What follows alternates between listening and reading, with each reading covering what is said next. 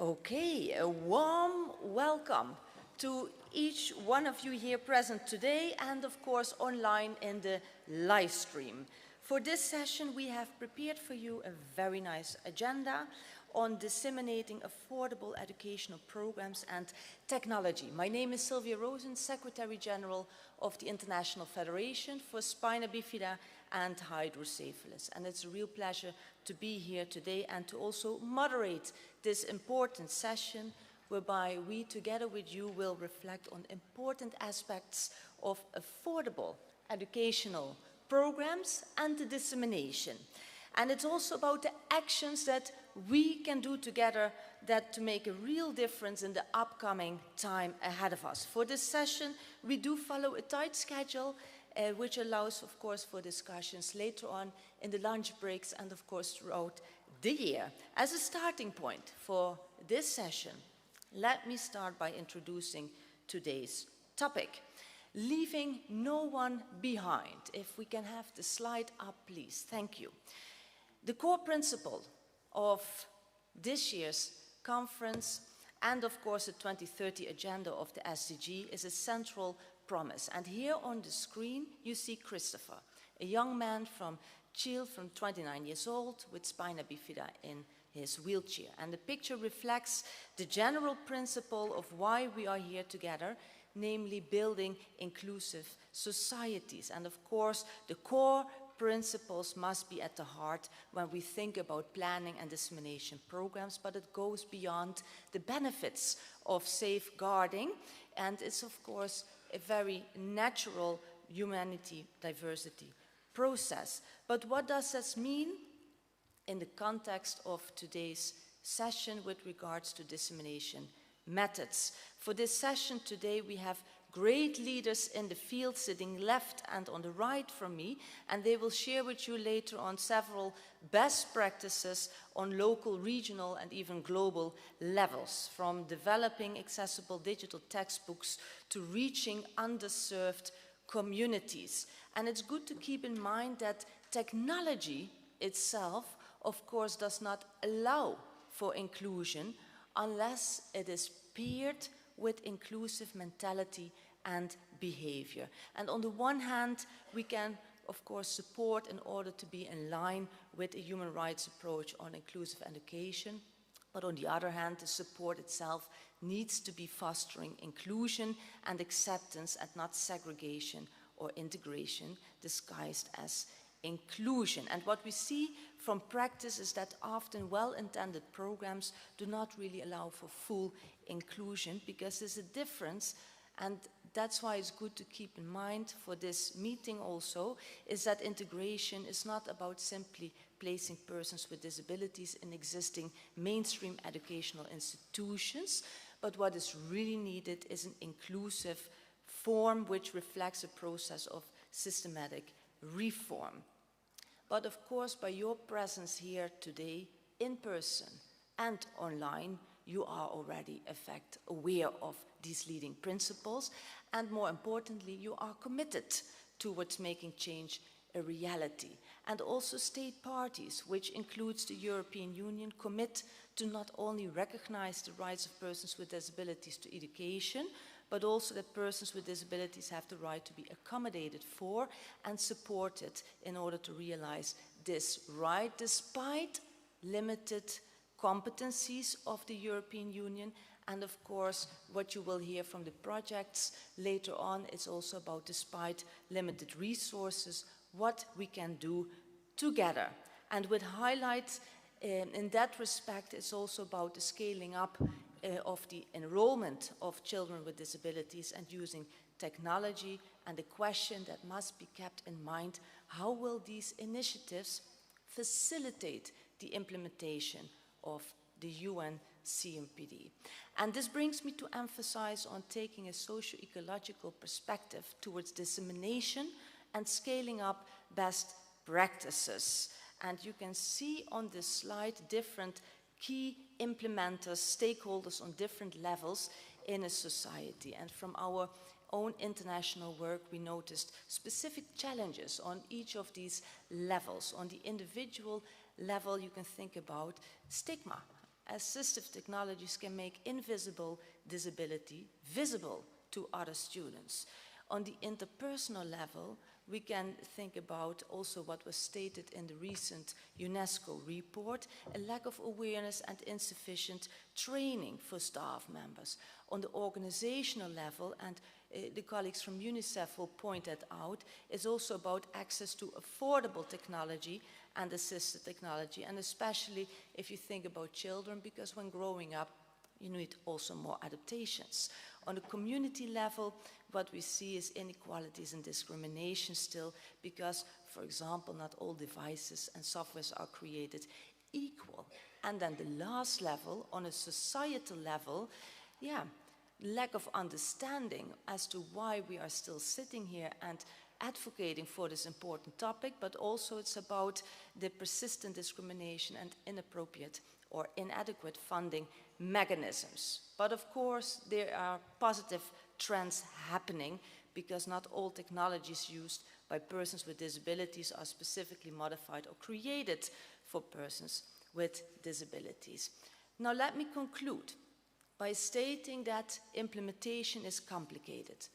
The right to education, however, is not. And regardless the limitations we face, and also related to stigma, societal attitudes, inclusive education cannot be achieved without access to technologies. And therefore it is very good to see that there are so many innovative and successful projects taking place around the world. And therefore the road for improvement requires discussions as we are sitting here, and I warmly welcome all of these Zero Project awardees to share with us today the best practices for me, for you, and therefore I welcome the first speaker, which is Saurabh. Saurabh Agarwal, welcome, and we very much look forward to hear from you a UNICEF-based technology project to support young people with communication impairments. Thank you. Thank you, Sylvia. Hi, everyone. My name is Saurabh Agarwal. I'm a brown male with dark hair wearing a black shirt today. Today, I'm happy to share with you an initiative that is very close to our heart. We all know that the early years of childhood are really important for brain development. It is when a child learns communication skills, language skills. A child gets to make a sense of this world, but not everyone is able to do so. Some children face communication difficulties, challenges due to impairments and trauma. How can we make sure that every child has an opportunity and a voice to learn in this world? It is with that mission, UNICEF has initiated a Voice for Every Child initiative. Let us hear a story of a young girl, and we'll come back to it.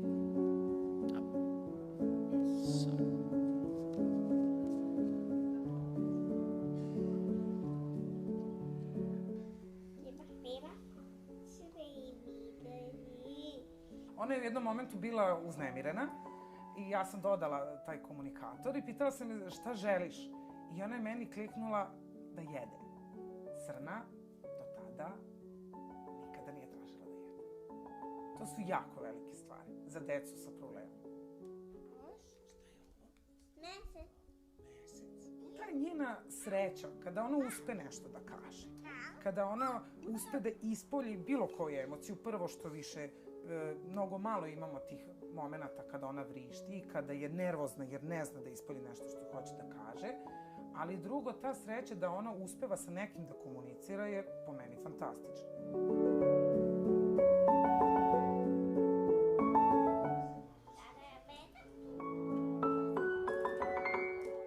Uzme i klikne, na primjer, baš, na primjer, hoćemo da se igramo te igre, hoćemo da se igramo sa tim igračkama.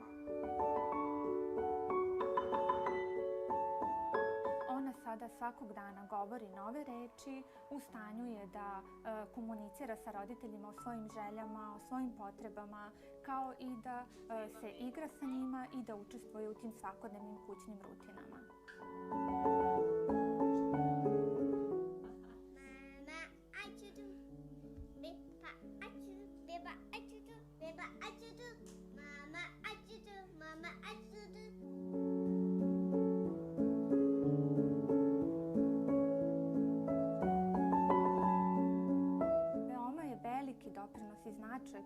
upotreba asistivne tehnologije može da ima kod dece na ranom uzrastu.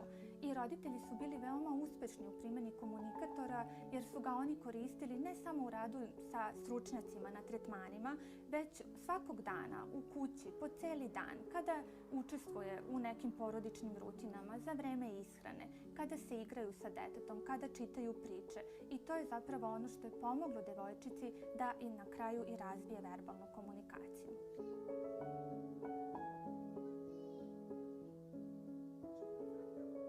Ja za sve, kada su deca sa problemom u razvoju u pitanju, mislim da je jako bitan pravi trenutak.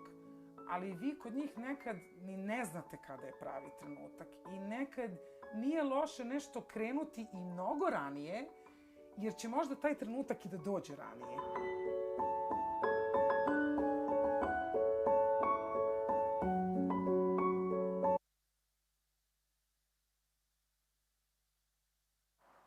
Similar to Sarna, there are 4 million children around the world in ages 2 to 6 who need support for communication.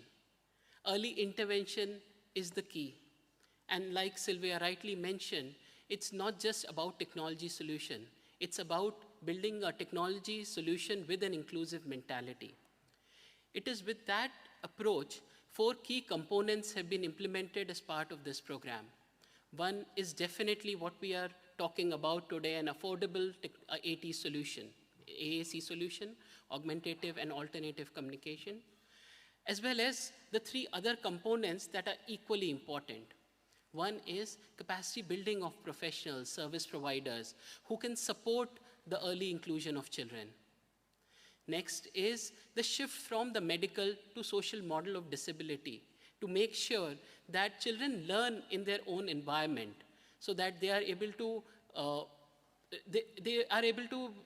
graduate into school education sooner.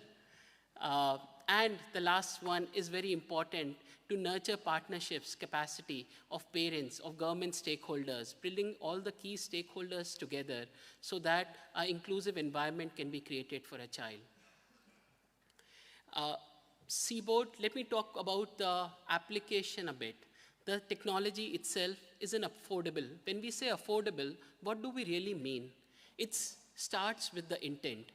It's an open source solution. It looks at languages which the child speaks at home. So we are creating more TTS in the countries where it is being implemented. Having a diverse symbol set, right? So in partnership with Global Symbols, we are leveraging a database of 20,000 symbols. And in each country where it's implemented, a careful design and selection of symbols is done so that the experience is customized for each child for their context. The device also works in an offline setting. And in settings where there is no technology available or low tech, the symbols can also be printed and can be used as a paper-based resource. The program started in 2019. So far, it has been implemented in 5 countries, Bulgaria, Croatia, Montenegro, North Macedonia, and Serbia.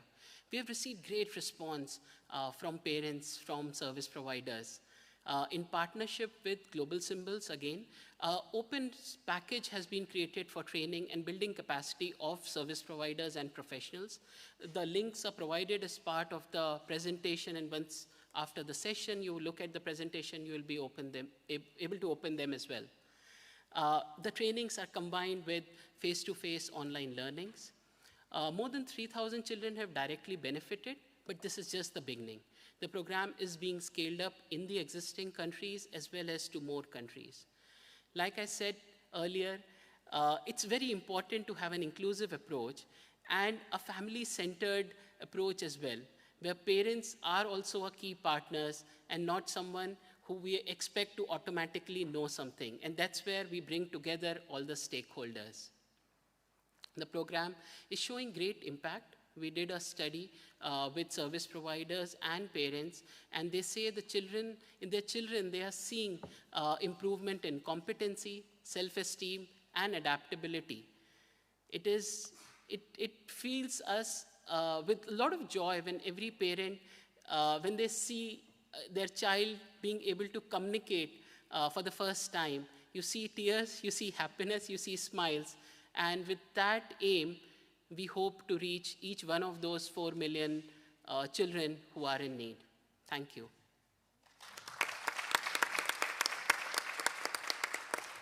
Thank you so much, Saurabh, and compliments for the important work that you are doing to give a voice to every child.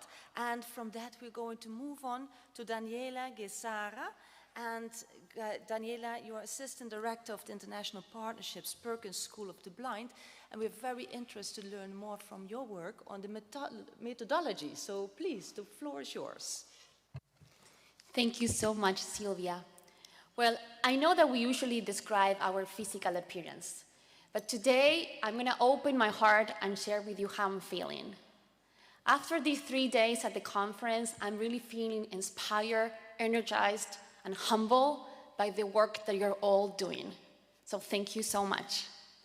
And of course, I'm feeling so happy, and it's my real pleasure to share with you more about the solution that earned us this prestigious Zero Project Award on Inclusive Education.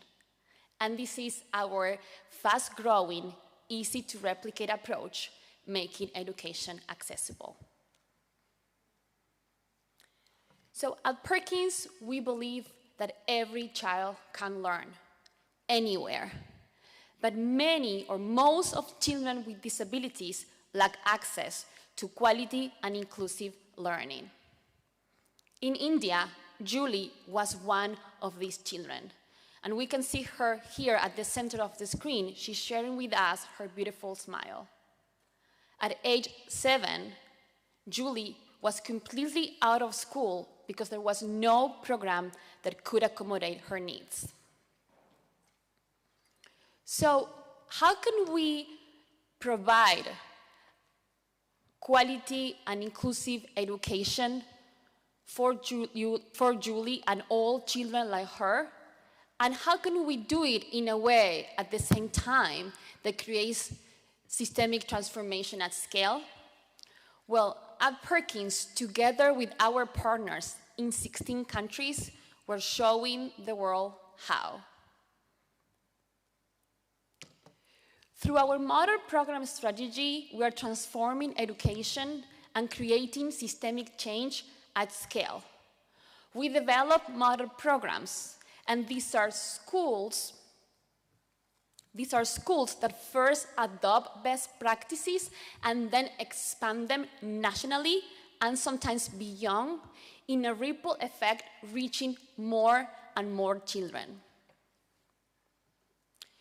To develop these model programs, we partnered with governments, of course, and we also partnered with schools, families, and communities. We support existing schools to measurably improve the quality and accessibility of learning. And we also coach these schools so they can teach these best practices to other schools, making education more accessible for more children. Our model program strategy can be explained in 3 simple steps. Together with our partners, first, we select the schools and conduct like a baseline assessment of the existing quality of learning. Second, we analyze the results, and based on the data, we create an action plan towards improvement. And third, we provide intensive training, coaching, and mentoring to schools, families, and teachers. We also conduct follow-up evaluations every year to monitor progress. And for both follow-up evaluations and the baseline assessment, we use our Perkins quality indicators, a benchmarking tool for best practices on quality learning for children with disabilities. We implement this process year after year until the school reaches model program status, which usually takes between 3 and 5 years. Over time, and with our support, these schools also develop the capacity to train others, becoming models in their regions. So, with our model program strategy, we're both strengthening local capacity and creating systemic change for the long term. Here is an example of a partner school in Mexico that has undergone a transformative journey. Before, kids with disabilities were grouped separately and taught with a rehabilitation approach. Today, they are implementing inclusive best practices, adapting materials to kids' individual needs, and fostering inclusion within the families and the community. They're sharing knowledge with others, they're holding peer learning symposiums, and they're even influencing public policy. The impact of this school doesn't stop in Mexico. This school was one of the programs who hosted our Perkins India team, who recently traveled to Mexico to learn about our strategy in action. And by the way, let me tell you that in India, we have a very ambitious scale-up plan. We're growing our impact from 20 sites currently to 200 model programs by 2030. So Perkins was founded as a school 200 years ago. Today, we are a US-based organization with global impact. In 2023 alone, we reached over 1.2 million children in 16 countries. And we're ready to do much more. We're expanding our work to double the number of children we serve and set new standards of accessible, inclusive education. I'm sure you remember Julie. I presented her to you in the first slide. Here we can see her entering a classroom for the very first time. I'm so happy to share that our work made a difference in Julie's life. But it also made a difference for her family, for her school, for her classmates, and her community. Because we need to remember that inclusion is not only a better experience for children with disabilities, is it a better experience for everyone involved as we learn about diversity, equity, and belonging firsthand. So as we are creating quality and inclusive education at scale, we are opening more doors for more classrooms, for more students, so every child can learn. Thank you.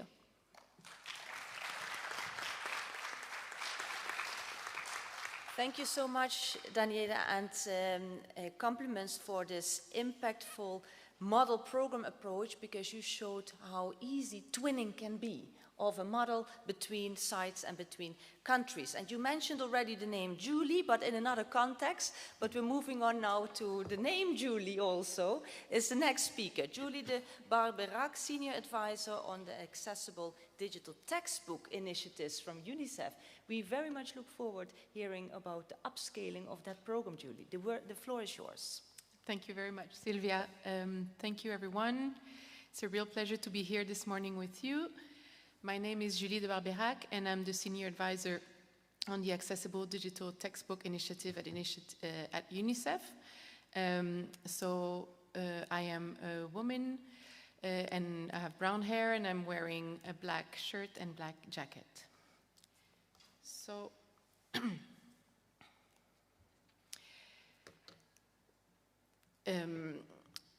the initiative, the Accessible Digital Textbooks Initiative, started in 2016 with the intention of working on the problem that we all face at the moment. And I think everybody at this point have seen those data, but we have 240 million of children with disabilities in the world, which is extremely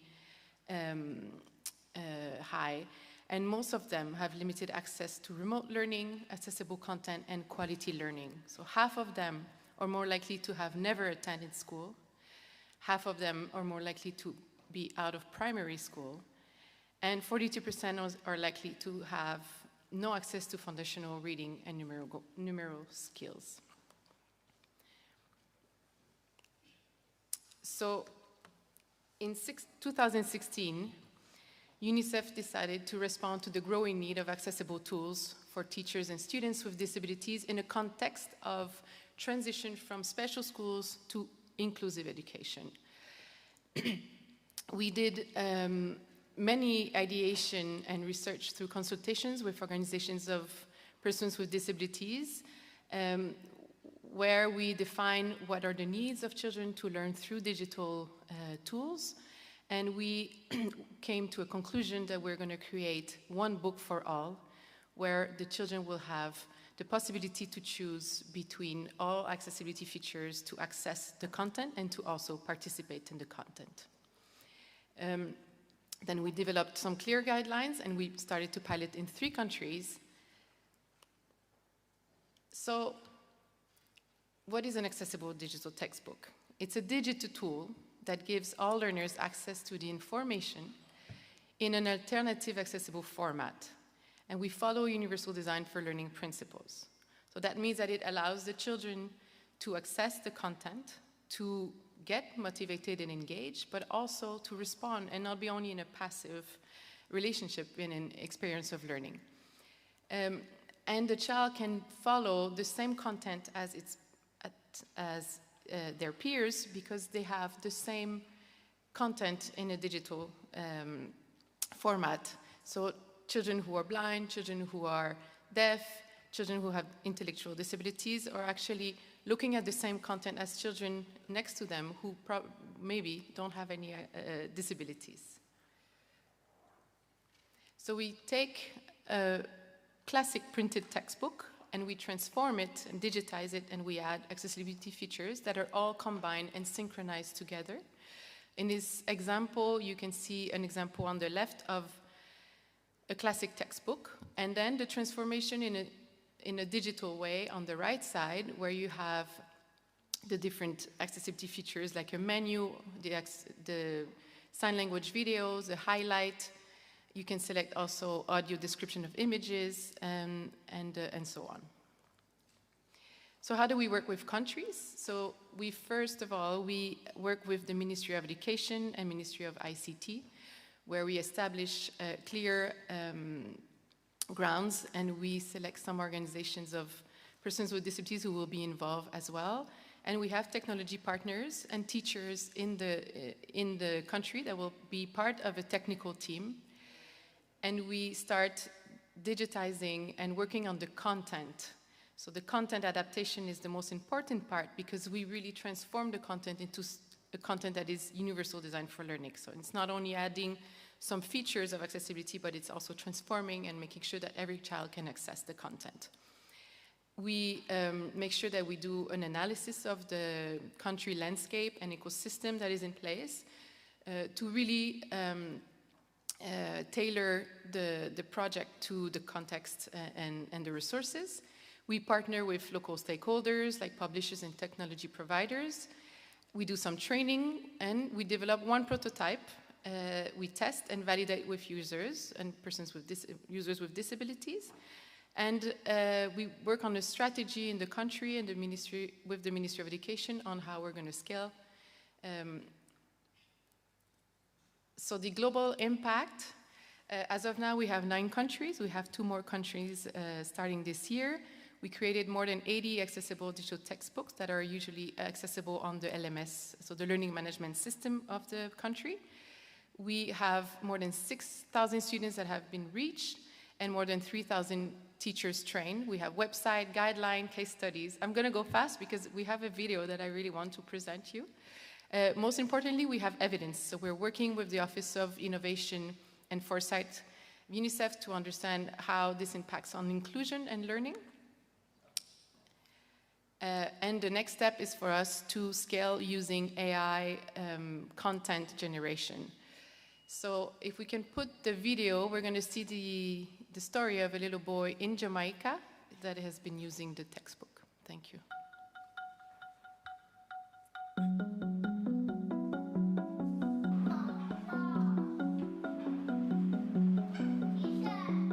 Rebecca Tortello, Education Specialist, UNICEF Jamaica. The Accessible Digital Textbook Project, which is a partnership between UNICEF, the Ministry of Education, specifically the Special Education Unit, and BookFusion, aims to harness the power of technology, innovations in technology that can increase the inclusivity, the ways in which learners with and without disabilities are able to engage meaningfully with content at home, at school, and in their communities. Your brain is in your head. You have sign language, you have the voices, but you also have the ability to make the text bigger and smaller, and you have activities that are embedded. So it's taking the digitization of content to a higher, more inclusive level. Ari, 6 years old, student. I am happy that I can share this book with my friend Michaela, and she is able to hear. Stacey Ann Sturridge, Ari's mother. What I know about the digital books is that they're trying to use them or incorporate them more in schools like Danny Williams to ensure that everybody is learning at the same pace or at the same level.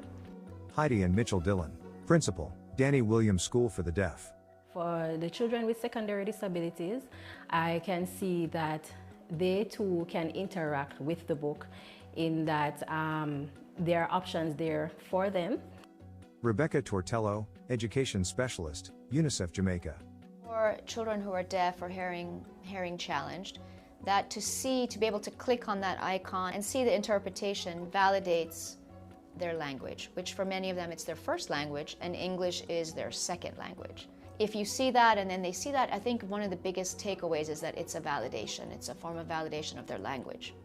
Patrice Matheson, classroom teacher, Danny Williams School for the Deaf.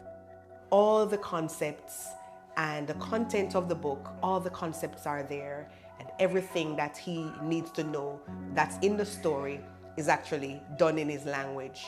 So it's definitely a plus for Ari. Ari, 6 years old, student. This is my first time reading a book that has sign language. Stacey Ann Sturridge, Ari's mother. With Ari, that's when I realized that we do not include a lot of our society. They are left to the side and we just, I guess, live our lives not even thinking about them, because I did not know a deaf person or a hard of hearing person before Ari. It made me realize that I should try my best to include more people in the things that I'm doing.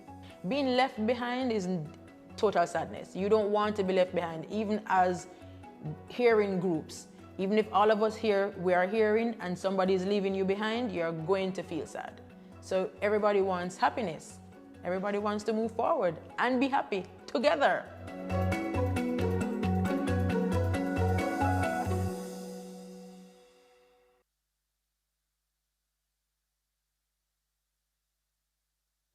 So on that note, thank you very much. And if you need more information, everything is, I think, on the PowerPoint that is shared.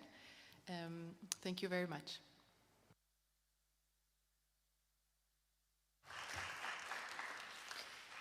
Thank you, Julie, and this was another great best practice example. And this session is really about the dissemination and also scaling up. And we move now to another very nice example from you, Julio. Julio Manuel Pereira, professor, community teacher, and next to you is also Janina Rossi. And I'm giving the word and the floor to you to guide us a little bit on what it takes to think low cost and create useful resources also to reach remote areas, please. Thank you. First, my English is bad, sorry.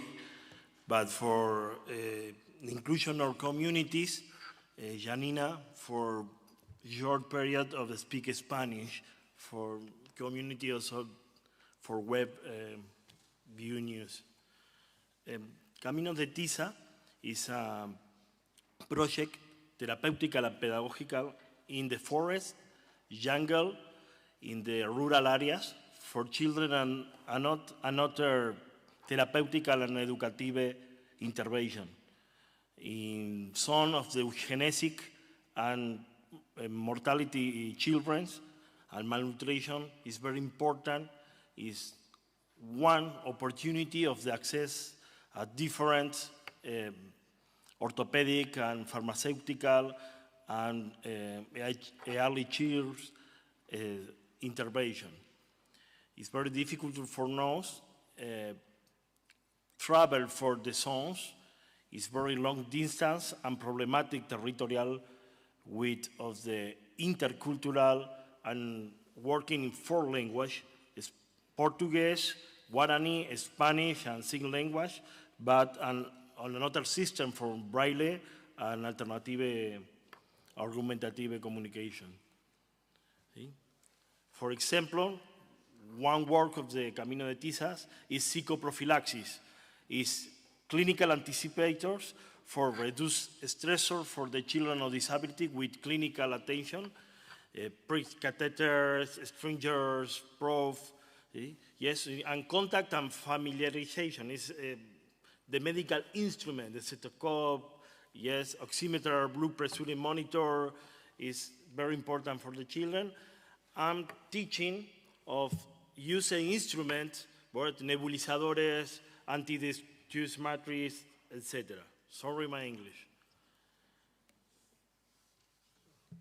Desarrollamos procesos de estimulación temprana y oportuna, diseñamos recursos artesanales, así como habilidades psicomotoras, también entre ellos los movimientos asistidos, ¿sí? Que sería la integración sensorial. Se evita así la problemática de escaras, vicios posicionales y problemática tractodigestivas.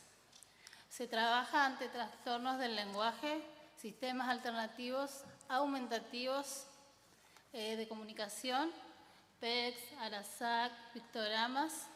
Se enseña los usos, higienes y peligros de materiales ortopédicos y terapéuticos. The children and fathers teaching of the what is your diagnosis of your son? You understand? Yes. Sign language, PECs, audiovisual support is very integral, and education sexual is Janina in gender perspective of prevention of the sexual abuse and violence on the girls and disability and pregnancy, see, and endogamia is problem in the son.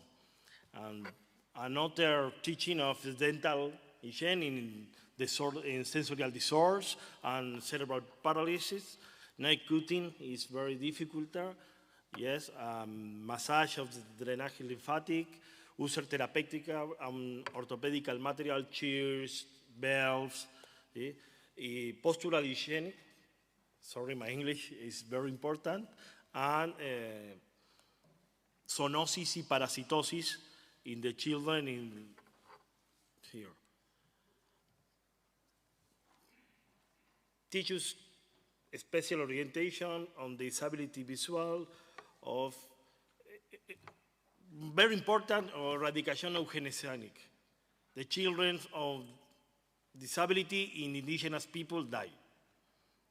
Now, it's very important a question of why is work in indigenous communities in disability. I need thank for NET. Yes, yes. Thank you for another organization. It's very important now here. For me, it's very difficult to hear. I am autist. Is my problem of the interpersonal relation and never talk for my voluminous voice, my move of corp. It's very difficult to hear. And hypoacusic, yes, and microtia problem here is very important for parents or two disability persons helping your sons. It's different for fathers, we two person adults and representation of the future of your sons. Queremos agradecer al Instituto Horacio Quiroga de Posadas Misiones Argentina, Taro Yamanouchi y Silvina Mendoza, Coordinación de Apoyos, Logística y Donaciones, Municipalidad de Capiaí Misiones Argentina, por la Coordinación de Asistencia Social Biomédica para los Niños, Gladys Temis, referente de salud y coordinación de asistencia médica especializada. Asociación Educar para Argentina, y nos da oportunidades. La Asociación Antares Ticino en Suiza, que nos manda material ortopédico, terapéutico, farmacológico, a la Municipalidad de Trancas y al legislador Roberto Moreno de Tucumán, que es la única persona que ha tomado nuestros proyectos para generarlo en políticas públicas. ¿Sí? En otros lugares somos censurados y amenazados. ¿Sí? Y Area Disabilities of the Andresito en Misiones, a Solari Radio, La Paloma, Uruguay, every time diffusing my work. The same Maestra Caridad Ruiz, España, is my children is a global citizen with another children in Europa. Thank you.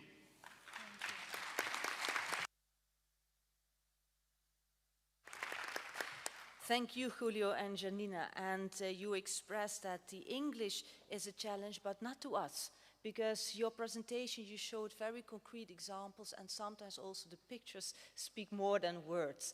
But you showed us really that situations can be extremely challenging, but it's also for us very inspiring to see what you are doing with a very supportive team that's despite limited resources. Thank you.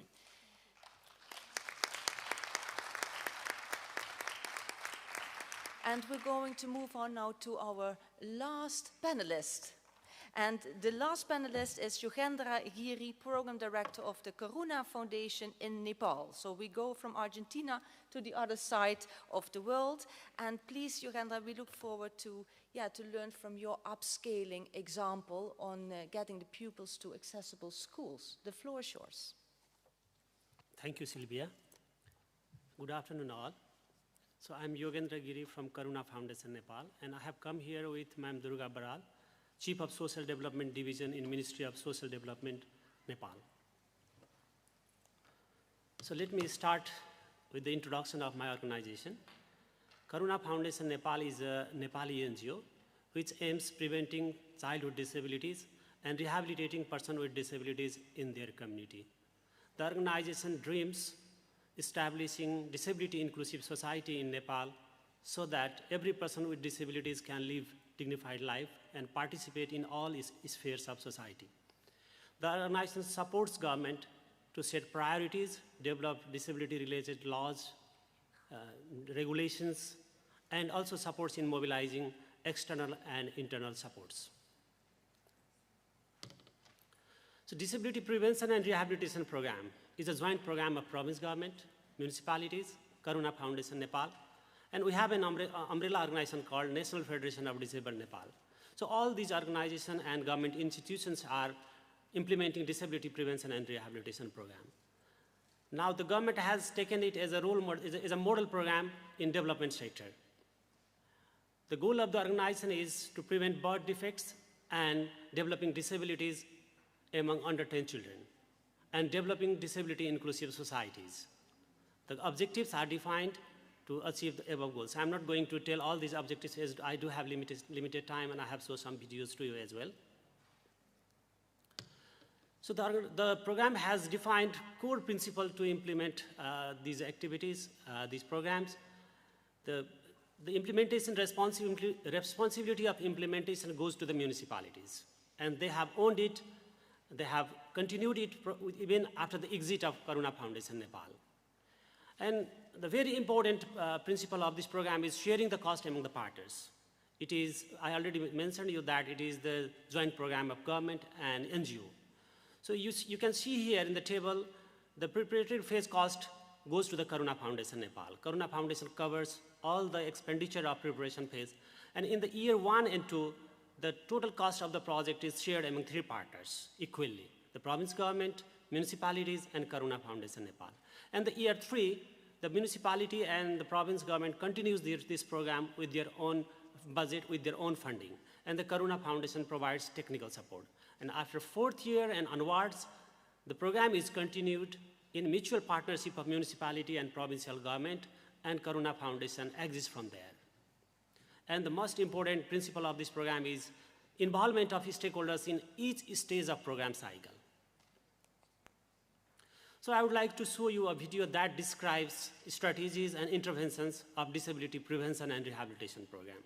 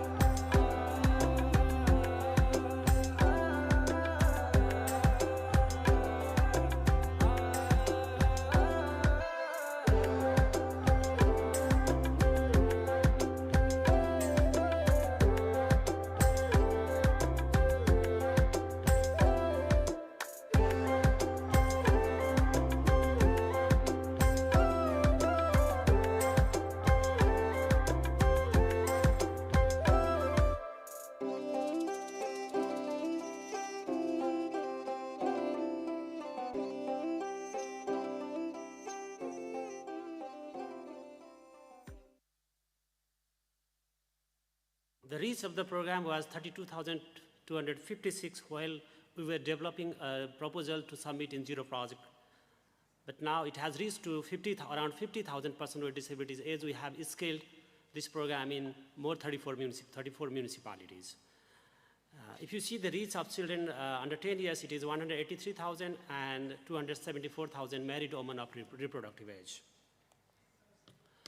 Developing an inclusive education system is one of the key components of disability prevention and rehabilitation program. So I will be talking here about inclusive education. And in Nepal, there are different approaches to bring children with disability in mainstream education. If the children can go directly to mainstream education, they are enrolled there. But if they need any kind of intervention, any kind of support before going to the mainstream education, they are provided, they are enrolled in resource classes, or they are supported with home-based education. The aim of this support is to prepare these children to bring the mainstream education. So these are the major interventions to bringing change in the schools, to developing schools as an inclusive school, and to support children with disabilities in accessing quality education. The results achieved so far is very promising and encouraging.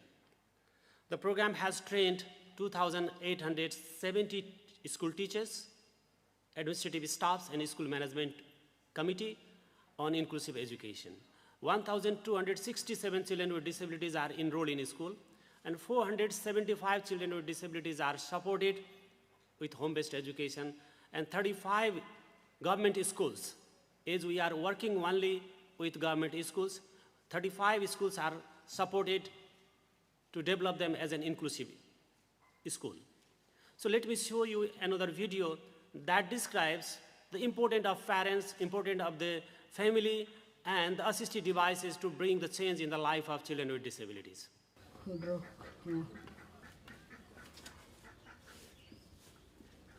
English teacher? English teacher. मैं नया आलस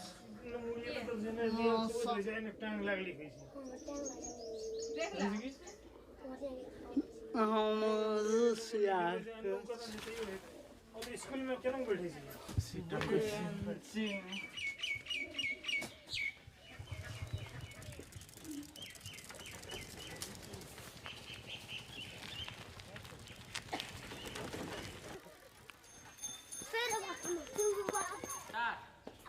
Though he is disabled, but he is more able. I am very proud of him because he is very active. He'll want to learn more. He is very good.